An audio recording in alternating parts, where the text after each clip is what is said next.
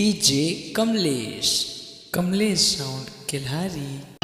उमर ही 16 वाली उमरिया काजा कली कितना डीजे कमलेश राज जीना दूसरे बार है संगीत हवा जाना कर ले प्यार। उमर है 16 वाली उमर है काजा कली कचना तोर बिना जीना दुश्वार काजा कर प्यार। तोर बिना जीना दुश्वार काजा कर प्यार। उमर ही 16 वाली उमरिया काजा कली कितना। उमर ही 16 वाली उमरिया काजा कली कितना। जीना दुश्वार है रानी आजा कर ले प्यार। जीना दुश्वार है रानी आजा कर ले प्यार। उमर है 16 वाली उमर चकली कचना। उमर है 16 वाली उमर चकली कचना।